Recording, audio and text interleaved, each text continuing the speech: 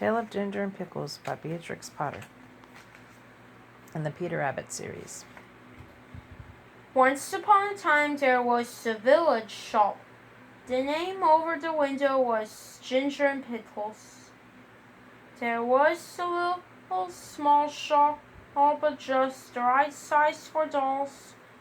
Lucinda and Jane Doll would always bought their groceries at Ginger and Pickles. The counter inside was convenient height for rabbits. Ginger and Pickles sold red spotty pocket handkerchiefs at a penny 3 farthings. They also sold sugar and snuff and galoshes. Rain boots. Galoshes are rain boots. Keep going. In fact, although it was such a small shop, it sold nearly everything except a few things that she wanted in a hurry, like bootlaces, hairpins, and mutton chops. Ginger and Pickles were the people who kept the shop. Ginger was a yellow tomcat, and Pickles was a terrier. The rabbits were always a little bit afraid of Pickles. The shop was also patronized by mice. Only the mice were rather afraid of Ginger. Ginger usually requested Pickles to serve them, and because he said it made his mouth water. Okay, you're doing I good. cannot bear, said he, to see them going out at the door carrying their little parcels.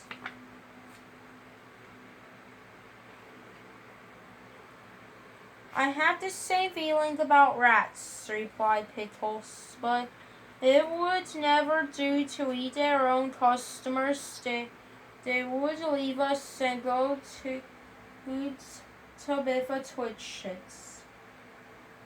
On the contrary, they would go nowhere, replied Ginger gloomily.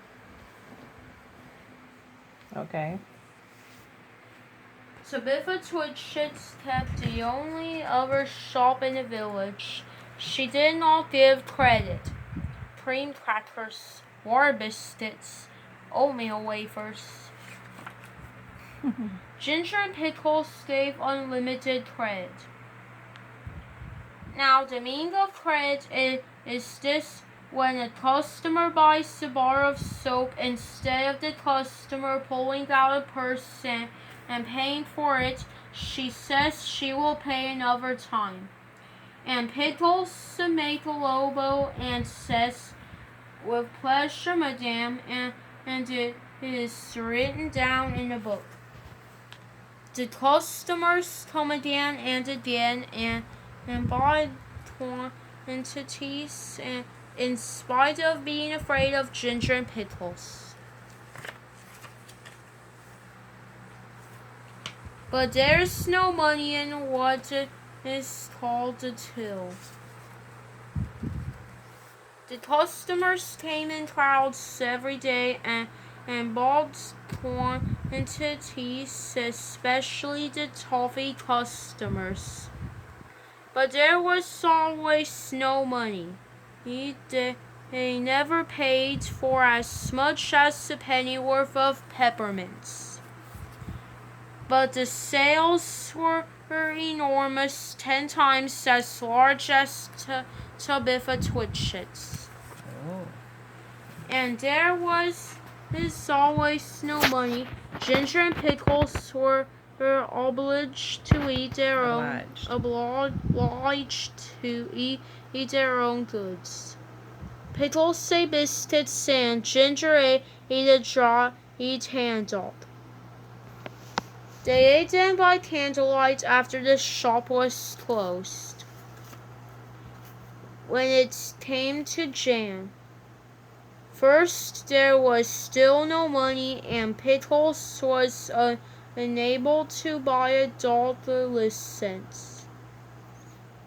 It is very unpleasant. I am afraid of the police, said Pickles. It is your own fault for being a terrier. I do not require a license, and neither does the collie dog. It is very uncomfortable. I am afraid I shall be summoned. I have tried in vain to get a license upon credit at the post office, said Pickles. The place is full of policemen.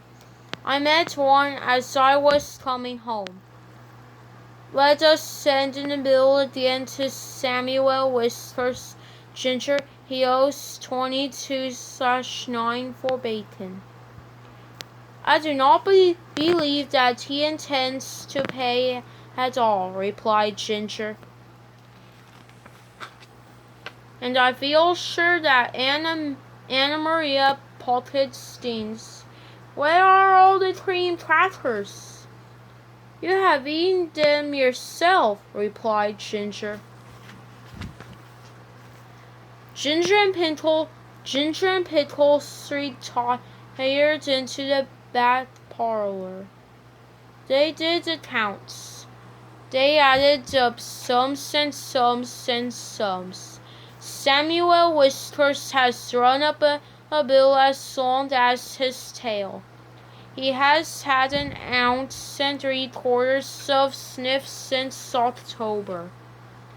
Was 7 pounds of butter at 1/3 and a stick of sealing wax and 4 matches?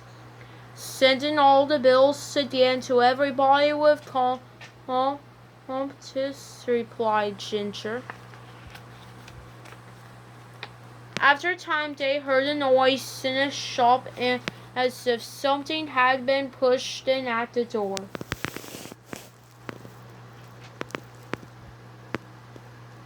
Wonder what it could be. They came out of the back parlor. There was an envelope lying on the counter, and the policeman writing in a notebook.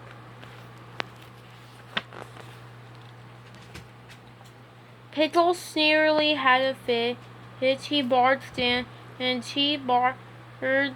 made little rushes. Bite him, Pickles, bite him! Spluttered Ginger had a sugar barrel. He's only a German doll. The policeman went on writing in his notebook. He put his pencil in his mouth, and once he dipped it in a treacle. Pickles barked till he was hoarse. But still the policeman took no notice. He had bead eyes, and his helmet was sewed on with stitches. At length, on his last little rush, Pickles found that the shop was empty.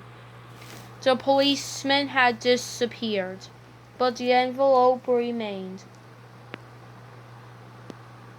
Do you think that he has gone to fetch a real live policeman? I'm afraid that is a summons, said Pickles. No, replied Ginger. Who had opened the envelope? It is the rates and taxes. It's $3.19.11 This is the last straw, said Pickles. Let's close the shop. They picked up the shutters and left. They have not removed from the neighborhood. In fact, some people wish they had gone further. Ginger and Pickles. Ginger is living in a warren. I do not know what occupation he pursues. He looks stout and and comfortable. Pickles is its present a gamekeeper. The closing of the shop caused great inconvenience to Tabitha Twitchit. It immediately raised the price of everything a halfpenny, and she continued to refuse to give credit. Ginger and Pickles. Okay. What happened next? It's on the next page.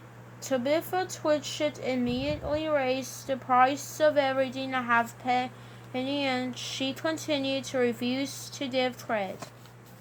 Of course, there are the tradesmen, Tarts, the butcher and fishman, and Timothy Baker. But a person cannot live on seed wheat and sponge cake and butter buns, not even when a sponge cake is as good as Timothy's. After a time, Mr. John Dormouse and his star began to sell peppermints and candles. J. Dormouse. But they did not keep selling and it takes 5 mice to carry one 7-inch candle. Wow. Besides, the candles which they sell behave very strangely in warm weather. And Miss Dormouse refused to take back the ends and they were brought back to her with complaints. And when Mr. John Dormouse was complained to, he stayed in bed and would say nothing but very snug, which is not the way to carry on a retail business. So everybody was pleased when Sally Henny Penny said and held a printed poster to say that she was going to reopen the shop. Penny's opening sale, Grand Cooperative Jumble, Penny's penny prices. Come by, come try, come by. The poster really was most enticing. There was a rush upon the opening day. The shop was crammed with customers, and there were crowds of mice upon the biscuit canisters. Sally Henny Penny gets rather flustered when she tries to count out change, and she insists on being paid in cash, but she is quite harmless. And she has laid in a remarkable assortment of bargains. There is something to please everybody. Very good. Good job, Ashlyn.